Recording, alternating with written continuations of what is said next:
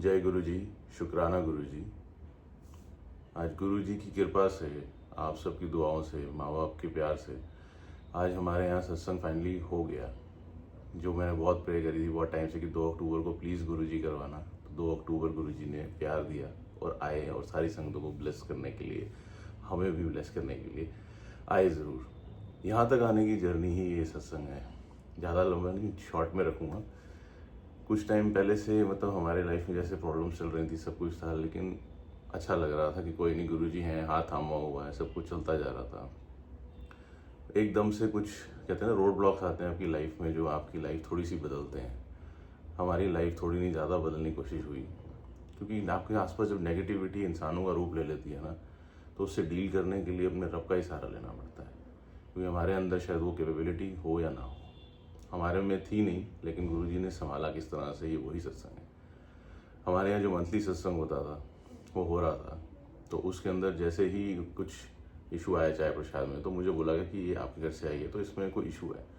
तो मैंने जब चेक किया उसको, तो हाँ, उसमें थोड़ा नहीं, मतलब चाय में चीनी नहीं डाली थी प्रसाद में, क्योंकि हम लोग उस दिन रात को लेट आए, मेरी आंटी थोड़ा भूल गई, तो हो गया उनसे मिस्टेक। बट फिर हमने चाय मंगाई और चीनी मंगाई और डाली और वो ठीक हो गया। वो 2 घूंट मैंने ज़रूर पिए थे, लेकिन जब वो 2 घूंट पी के मैं बाहर जा रहा था फेंकने के लिए डस्टबिन में ग्लास, तो सडनली हवा आई और ग्लास ज़्यादा आगे चला गया। तो जब मैं वहाँ तक गया तो स्विमिंग पूल में ना चले जाए, इसलिए पीछे भागा उसके। एक तरीके से मैं एक नेगेटिव इन्वायरमेंट जहाँ पे सब लोग आपके अगेंस्ट हैं, एक हॉस्टाइल इन्वायरमेंट होता है, जब सारे लोग प्लानिंग करते हैं कि तंग करना है, वो थोड़ा सा नेगेटिव इन्वायरमेंट से बाहर निकाला। तो गुरुजी ने अपनी आवाज़ में बोला, अगले 1 घंटे से जिनने तेरे कर्म कटन गए ना, वो तेरी पूरी ज़िंदगी चैनी कटन वाले। तो मुझे समझ में आ गया, मेरी शायद किसी से लड़ाई ना हो जाए या कोई ऐसी बात ना हो जाए मेरे से मिस्टेक, जिसकी वजह से लोग नाराज़ हो जाए मेरे से। जब मैं वापस अंदर गया, मैंने सेवादार अंकल को बोला, मैंने अंकल आप किधर देने जा रहे हो चाय प्रसाद। इंटेंशन ये थी कि एक आदमी अंदर जा रहा है कि ज़्यादा डिस्टर्बेंस ना हो, और यही हम लोगों ने डिसाइड किया था जो हमारे यहाँ पे थे, जो कोर कमेटी में। तो मैंने कहा हाँ अंकल, वो एक ही आप मुझे बता दीजिए। तो वो ऑफेंड हो गए and he started abusing me in a very bad way. चिल्लाने लग गए, मतलब जैसे अजीब तरीके से, मतलब ऐसे हमने सुनी नहीं कभी अपनी लाइफ में चीज़ें, जिस तरह से वो बोल रहे थे। तो ऐसे लग रहा था जैसे ये भी एक एक्सपीरियंस गुरुजी दे रहे हैं कि ये भी इस तरह के लोग भी दुनिया में हैं, जब नेगेटिविटी तुम्हारे आसपास होती है ना, वो इंसानों का रूप लेती है। तो मैंने कुछ नहीं कहा, मैंने उनको ये बोला, अंकल हम तो तुम्हारे पैरों की धूल भी नहीं है, आप ही अच्छा सेवा करते हो, हमें मत बीच में लाओ। I tried consoling him. फिर उसने मेरे पेरेंट्स को जब अब्यूज़ किया, तो मैंने ऐसे हाथ जोड़े, मैंने उनके बाद गया कोर ग्रुप वाले, मैंने कहा आपने ही मुझे कहा था ये सेवा है आपकी, और ऐसे करके कर रहे हैं। तो वो मुकर गए उसी वक्त, हमने कभी नहीं कहा आपको। तो मुझे समझ में आ गया कि गुरुजी ने अब ये टाइम दे दिया कि ये सत्संग में इतने टाइम आपने जो बीज बोया है ना, वो पेड़ जब बन जाएगा अपने आप, वो बन जाएगा। आपने अपना काम किया, अब चलिए। हमने कार्ड उतारे विद फैमिली, मैं, मेरी वाइफ, बेटा, हमने रखे प्यार से, हम बाहर आ गए। जब बाहर आए तो उसके बाद 1-2 दिन में अंकल से किसी से बात हुई जो वहाँ थे, तो उन्होंने बोला आपने सही नहीं किया, आप सेवा बीच में छोड़ के आ गए। मैंने कहा मैंने सेवा बीच में नहीं छोड़ी, मैंने अपनी लाइफ की सबसे बड़ी सेवा करी उस दिन, जो मैं नहीं कर पा रहा था, फिर भी रब के हाथ से हाथ जोड़ के, मतलब मैं रुका रहा उस वक्त, गम पी के रह गया, लेकिन नहीं करी, कुछ नहीं किया। कहते क्यों? मैंने कहा क्योंकि जब मैं वहाँ से निकला, मैं वॉशरूम तक गया, तो वही आदमी दोबारा मेरे पास लड़ने आया, ऐसे हाथ मारता हुआ मेरे मुंह पे आया कि वो किसी तरीके से मुझे इंस्टिगेट करे, मैं उसको टच करूँ या मारने की कोशिश करूँ। मैंने कहा क्या क्या क्या रह जाती सीख कि गुरुजी के यहाँ पे जब जाते हैं, जो सेवादार हैं वो आपस में लड़ते हैं, हमारे गुरुजी के नाम खराब होता। मैंने कहा हमारा कुछ नहीं जाता, सब बोलते हैं गुरुजी के सत्संग में या कैसे गुरुजी हैं जिनके यहाँ पे ऐसा होता है। मैंने कहा उस दिन इसलिए मेरी बड़ी सेवा थी क्योंकि मैं अपने आप चुप करके वहाँ से आ गया और मैंने जवाब नहीं दिया किसी को भी। तो ये करके जब हम वापस आए तो मैं बहुत परेशान था घर में। मैंने कहा ये जब हुआ, लेकिन स्माइल थी मन में कि एक बर्डन जैसे होता है ना, सर से उतर जाता है, क्योंकि बहुत टाइम से नेगेटिविटी इतनी ज़्यादा थी कि मुझे वहाँ जाके लगता था जैसे सारे लोग अगेंस्ट ही हैं। तो फिर मैंने कहा ठीक है, मेरी मर्जी, जो इनकी मर्जी जो मर्जी करे, मेरी मर्जी ये नहीं है कि मैं अगेंस्ट हूँ किसी के। तो ये जब हो रहा था तो मेरे को एक आंटी से बात हुई अननोन नंबर से, उन्होंने बोला, कहते अंकल ऐसे ऐसे आपका यूट्यूब पे सुना था, आपका नंबर मेरा, कहते थोड़े परेशान लग रहे हो। मैंने कहा आंटी कुछ नहीं है, बट मेरा ना एक ड्रीम है, मेरा एम्पायर स्टेट नहीं गया कभी। कहती हैं अच्छा, मेरे पास एक नंबर है, हमने कभी कांटेक्ट किया था उस नंबर से, तो हम गए थे, तो आप यूज़ करके देख लो।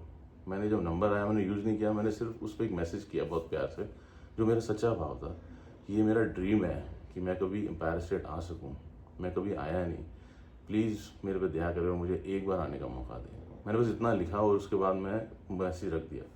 5 मिनट के अंदर अंदर मुझे एकदम अननोन नंबर से फ़ोन आता है कि अंकल आपने सुधा आंटी को मैसेज किया है, तो आप कितने लोग हैं? तो पहले तो मैं ये डर गया, मैंने कहा सुधा आंटी को मैंने मैसेज कर दिया, मुझे ये भी नहीं पता कि उनका नंबर है। तो उन्होंने जब बोला, मैंने कहा अंकल 5 लोग। मेरे मन में उस वक्त भी सेवा भाव था। मैंने कहा नहीं, मैं अकेला नहीं जाऊँगा, सब जाएंगे। कहते हैं अंकल 5 तो नहीं हो पाएंगे। अंकल 3, कहते 3 भी नहीं हो सकते। मैं अंकल मेरा बेटा घर छोड़ना पड़ेगा। कहते अंकल फिर कभी मौका मिलेगा। मैं कहा नहीं, मैंने कहा मैं और मेरी वाइफ आ सकते हैं 2 प्लीज़। कहते ओके। उन्होंने ओके करी। मैंने उसी वक्त अपनी वाइफ को बताया कि ऐसे है। फिर हमारे सत्संग में भी कुछ आए हुए थे लोग जिन्होंने आके हमारे यहाँ पे ना सेवा कर रहे थे। तो जब वो सेवा कर रहे थे तो मतलब आए थे मिलने के लिए, तो वो हमारे घर भी आए मिलने। तो जब आए तो बहुत अच्छा लगा। मैंने कहा चलो अच्छा है आप आए। उन्होंने बहुत प्यारी बातें करी, मन हल्का हुआ। उस दिन शाम को एक सत्संग में हम इनवाइट आया कि अंकल आपने यहाँ आना है फरीदाबाद, सारी नई संगत है। तो जब ये हो रहा था तो मैंने कहा महाराज आपने ना सेवा दे दी, वो सेवा जो बहुत रेयर आप देते हो कि नई संगत जोड़नी है। मैं जब वहाँ पे इतना एक्साइटेड होकर गया, वहाँ पे सब सत्संग सुनाने का मौका मिला। उसके बाद जो हुआ वो बहुत ही अमेजिंग था कि जब वो जाने लगे ना तो सारे लोगों ने बोला आपने हमें अपने रब से मिलवाया है, मेरे परमात्मा से मिलवाया है। अब हम इस डर को छोड़ के कभी कहीं नहीं जाएंगे, क्योंकि अब हमें शांति और सुकून मिल गया और हमें पता चल गया हमारा रास्ता क्या है। तो मुझे वो उस दिन लगा, मैंने कहा चाहे एक हो चाहे सारे हों चाहे कोई भी हो, लेकिन किसी को जोड़ा और रब की सेवा करी। हम सेवा मांगते और उन्होंने दी। अगले दिन हम गए एम्पायर स्टेट के लिए। हम जल्दी पहुंच गए, 4 o'clock के अराउंड। तो वहाँ पे जब गए तो उन्होंने कहा कि अंकल अभी तो अगर आपको लंगर करना है तो वो तो 7:30 के राउंड होता है। तो हम जब जाके वहाँ बैठे, पता नहीं वहाँ पे क्या हुआ। वहाँ पे जैसे सुधा आंटी दिखी, मैं ऐसे हो गया जैसे एक बच्चा कमला नहीं हो जाता। मैं जाके आंटी मैं ऐसे, मेरा नाम बोले, अंकल दिया गुरुजी ने, ये वो अपने अजीब अलग तरीके से सत्संग सुनाने लग गया। मुझे नहीं पता चला कैसे और क्यों। मुझे अपने वो अंदर का बच्चा दिखाई दिया वहाँ पे। पता नहीं आंटी ने मेरे बारे में क्या सोचा होगा कि कैसा कमला सा आदमी था ये, आ गया। बट फिर भी मुझे पता नहीं था मैं क्या कर रहा हूँ। अपने बोले भाव में मैं चल रहा था। बस वहाँ जो मैंने आंखें बंद करी हैं गुरुजी गद्दी के पास बैठ के, वो 4 बजे के बाद जब हम 8 बजे आंखें खुली हैं तो मुझे किसी ने बहुत प्यार से बोला, कहते कि आप ऐसे लग रहा था आपने एक बार आँख नहीं खोली। मैंने कहा इसलिए क्योंकि मेरा शरीर दिख रहा था आपको यहाँ पे, मेरी आत्मा यहाँ से जा चुकी थी। मैं कहीं और था गुरुजी के साथ, यहाँ नहीं था। तो जब ये हुआ तो इतना अमेजिंग हो रहा था कि जब मेरी आंखें बंद थी ना तो गुरुजी को मैं गले लग के इतना रोया, जैसे गुरुजी कर दिया मैं ऐसे करके लगा और रोने लग गया उनको पैरों के पास जाके। कहते कोई नहीं, होंदा है कोई नहीं, रोना नहीं। मैं रोता जा रहा हूँ तो मुझे कहते चल तुम खड़ा हो। फिर जैसे गुस्से में नहीं आ जाते तो मेरे हाथ पकड़ के मेरी सोसाइटी के गेट नंबर 2 पे आके खड़े होकर सबके सामने चिल्ला के बोलते हैं, और किसी ने आज उन किसी ने इन्हू तंग किया ना मैं उन्हें सीधा कर दांगा। सुन रहे हो सारे? फिर जाते थे फिर पलट के बोले, कहते मैं फेर कह के जा रहे हैं, उन किसी ने इन्हू तंग किया ना मैं उन्हें सीधा कर दांगा। तो जब वो जा रहे थे ना तो मुझे ना वो याद आया कि जब बचपन में हमारे को कोई तंग करता था बच्चे को, जब बच्चे थे तो हमारी मदर हमारा हाथ पकड़ के लेके जाती थी ना साथ में लड़ने के लिए। यार किसी ने इन्हू हाथ लाया ना मैं छठा की नहीं बोल दूँ। और वो जब वापस जा रही होती है तो मैं जैसे बच्चा था ना मैं भी ऐसे पलट के ना देख रहा हूँ सबको ना, हंसता हूँ कर रहा हूँ कि अब बोलो। तो वो एक बहुत क्यूट मोमेंट था गुरुजी ने दिया। चाहे वो मेरे इमोशंस को देख के या मेरे भाव को देख के उनको लगा कि बिखर ना जाए।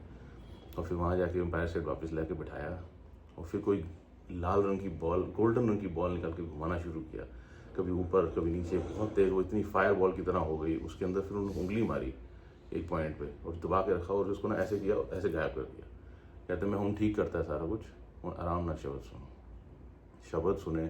जब मैं वहाँ से उठा मुझे नहीं पता क्या हुआ कि मेरी लेफ्ट वो जो गोडा होता है उसकी जो कैप होती है, जैसे दोनों की एक जगह होती है जब आप मूवमेंट करते हो, तो वो कैप पीछे आ गई। मतलब उसकी जहाँ पे आपका सेंटर पॉइंट होता है वो खाली था। तो जब मैं हाथ लगाया मैं घबरा गया। मैंने कहा ये क्या हो गया मेरे को प्रॉब्लम। मैं चल नहीं पा रहा था। मैं आंटी को थैंक यू बोल के जाने लगा तो उसी वक्त हुआ। मैं वहाँ बैठा तो एक अंकल आए, उन्होंने मेरे गोडे पे हाथ रखा घुमाना और कहा कि ना इसको ऐसे घुमाते जाओ और मंत्र जाप करते जाओ, 5 मिनट ठीक हो जाएगा। और वही हुआ। मैं करता गया, 5 मिनट में गोडा जो है अपनी जगह पे आ गया और अब मैं चलने भी लग गया। तो वहाँ से जब हम निकले वहाँ से एम्पायर स्टेट से तो हम गाड़ी लेके जा रहे थे। तो उससे पहले ये हुआ कि जब एम्पायर स्टेट के घर के बाहर निकला वहाँ पे एम्पायर स्टेट पे, तो वहाँ पे कोई खड़े थे। तो उन्होंने बोला आप आते रहते हो? मैंने कहा नहीं हम पहली बार आए हैं, लेकिन मैंने एक आंटी को रिक्वेस्ट करी थी और ये प्रॉमिस किया था कि आंटी इसके बाद मैं ये नंबर भी डिलीट कर दूंगा और कभी आपको डिस्टर्ब भी नहीं करूँगा और ना ही कभी बोलूँगा मुझे दोबारा बुलाओ। क्यों? क्योंकि मैंने 15 साल पहले जिस जगह के लिए ना करी थी, क्योंकि मेरे मदर फादर सब लोगों को इनवाइट आया था, मुझे भी, और तब मैंने ये बोला था कि मैं नहीं आ सकता, मेरे को काम है। मैं 15 साल इंतज़ार किया इस मोमेंट के लिए, क्योंकि जब गुरुजी की मौज होती है ना और आप ना कर दो फिर दोबारा हो या ना हो ये पता नहीं। और मेरे साथ भी यही हुआ कि वो मौज जो थी ना वो चली गई और फिर उसके बाद बड़े देर 15 साल मैंने उसके लिए तब इतना मांगा गुरुजी से, तब जाके उन्होंने ये अलाउ किया। और उस मोमेंट पे किया जब मुझे सबसे ज़्यादा ज़रूरत थी, क्योंकि मैं शायद बिखर जाता, मुझे नहीं पता था, लेकिन उनको पता था। तो उन्होंने जब वो मौका दिया, तो मौके के साथ हम लोग वहाँ गए। तो जब बाहर निकल रहे थे तो वो अंकल ने ऐसे पूछा ना, तो मैंने कहा अंकल ऐसे 15 साल के बाद आया हूँ। कहते हुन अपनी ज़िंदगी वेखी, हुन अगले 1 घंटे से तो बदल जाएगी, और फिर कल सवेरे तो बदल दी जाएगी, बस तू चलता जाओ। तो मैंने कहा ठीक है अंकल। मैं बाहर निकला, सडनली मेरी किसी से बात हुई, उन्होंने मेरे को बताया कि इंस्टाग्राम पे ना अपना पेज बनाइए, बिकॉज आप कनेक्ट नहीं करते हो किसी से और हो भी नहीं पा रहे हो, और कोई तो आउटलेट होगा। लोग आपका फ़ोन नंबर मांगते हैं, हमें फ़ोन नंबर नहीं देना आपका। मैंने कहा अंकल मेरे से क्या पूछ लेंगे, मेरे को तो कुछ आता ही नहीं है, मैं तो खुद लल्लू सा घूमता रहता हूँ, मुझे नहीं आता। मैंने कहा मैं कुछ गलत नहीं बोलना चाहता, बट मुझे आता ही नहीं है।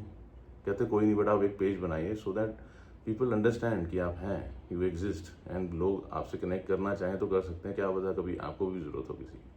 मैंने कहा पता नहीं, मुझे ज़रूरत तो गुरुजी की है। मैं लेकिन पेज इसलिए बना रहा हूँ क्योंकि मुझे पता है बहुत नेगेटिविटी हो गई है आसपास। कोई भी कहीं पोस्ट करता है तो लोग अजीब सा लिखना शुरू हो जाते हैं, एटलीस्ट दे नो कि डायरेक्शन कहाँ से आ रही है।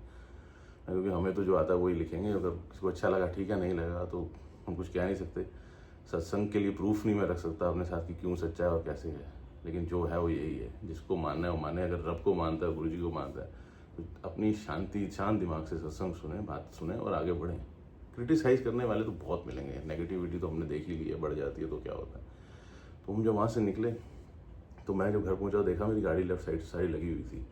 मैंने कहा गुरुजी फिर मेरी गाड़ी ठोक दी। जब वो हमारे को कुछ देते हो साथ में गाड़ी भी ठोक देते हो। तो गाड़ी को जब ठोक दिया उन्होंने, तो मैं बाहर आया तो मैं रबिंग पॉलिश लेके उसको करना शुरू किया। वो पेंट उतर चुका था, लाल गाड़ी है मेरी, ब्लैक हो गया था। तो मैंने कहा तो उतर गया। फिर भी जिद करके मैं करता रहा, 10-15 मिनट करता रहा। मैंने गुरुजी मैं करता रहूँगा जब तक आप इसे ठीक नहीं करोगे। एंड सडनली वो सारा पेंट एकदम से ऐसा हुआ जब वापस आ गया। आज जब मैं उस पॉइंट को देखता हूँ तो ऐसा लगता ही नहीं कि कभी मेरी गाड़ी को किसी ने टच भी किया होगा वहाँ से, एक स्क्रैच तक नहीं है वहाँ पे। तो इतना अमेजिंग हुआ। मैं वापस आया, मैं सोया पे आकर उसको, मैंने कहा अब क्या करें। हमने पूरी कोशिश करी कि 2 अक्टूबर जो है उस दिन जो है सत्संग करें, लेकिन सत्संग होगा नहीं होगा यही चीज़ जो है हमारी चलते जा रही थी बार बार, कि कैसे होगा, क्या करेंगे। इतनी चीज़ें नेगेटिव हो रही थी आसपास, मतलब इट वॉज एंडलेस, कि सत्संग हो ही नहीं पाएगा, ऐसे हो रहा था। इवन हमारा डॉग इतना बीमार हो गया एक दिन 2 दिन पहले कि हम पूरी रात नहीं सोए उसको लेके, और रोता रहता था, हम भी उसके साथ परेशान थे। तो जब हम लोग वेट के पास जाते थे वो कोई दवाई देता था और ख़राब हो जाता था, फिर वेट के पास जाते थे दवाई देते थे और ख़राब हो जाता था। ये होता गया, और जब ये होता गया सारा कुछ, तब मैंने फिर सडनली गुरुजी को मैंने बोला, मैं गुरुजी मेरी इज़्ज़त भी आपके हाथ में है, और मेरी इज़्ज़त जो नहीं होगी इसके बाद वो भी आपके हाथ में है। दोनों में से जो आपको सही लगता है आप करो। हमने यही सीखा और हमने ऐसे ही प्रे की। तो गुरुजी ने उसके बाद कुछ किया ऐसा कि सब कुछ होने लगा। हम जब इसको दोबारा लेके गए, हमने डॉक्टर चेंज किया। वो डॉक्टर जो पहले कभी हमारे को इसको ट्रीट करती है, लेकिन मुझे ऐसे लग रहा था जैसे वो ठीक नहीं करती है, शायद पैसे ज़्यादा चार्ज हो जाते थे, लेकिन होते नहीं थे, वो हमारा वहम था। तो हमें किसी ने जैसे कहते हैं नेगेटिविटी दी थी कि नहीं यहाँ मत जाकर वहाँ चले जाओ, वो शायद उसकी जगह थी, इसलिए उसने ज़बरदस्ती हमें काट दिया वहाँ से। तो जब हम वहाँ गए हैं वहाँ पे, तो वहाँ जाके हमने जैसे पैर रखा मैंने बाहर, तो मेरे को आवाज़ आई जय गुरु जी। मैंने उसकी तरफ देखा, मैंने कहा हाँ जी। कहती जय गुरु जी। मैंने कहा आप गुरु जी को मानते हैं? कहती अब मैं मानती हूँ। मैं समझ गया, मैंने गुरु जी आपने सही जगह भेजा है। अंदर गए, उसने चेक किया, उसने सिर्फ एक ही चीज़ पेट पे हाथ रख के बोला इसको तो गैस हुई है। उसने सीधी एक दवाई दी, इसको इंजेक्शन लगाया, और हमें भी बताया कि ये रात को दे देना। ये घर आया, थोड़ी देर रोया, फिर उसको एकदम शांत, अभी भी मेरे साथ बैठा हुआ है, उसकी कराड़ों की उसकी आवाज़ आ रही होगी थोड़ी थोड़ी, बट मैं उसको इसलिए नहीं डाला क्योंकि जब से गद्दी लगी है ना, वो यहीं सो रहा है गुरु जी के पास, कि मेरे को यहीं रहना है, जैसे मत्था टेक के नहीं सोते। बड़ा प्यारा सा है, वो सोया हुआ है, तो मैं उसको डिस्टर्ब नहीं कर रहा था। मैंने कोई नहीं, सत्संग तो करना है, लेकिन वो सोया है तो सोने दें।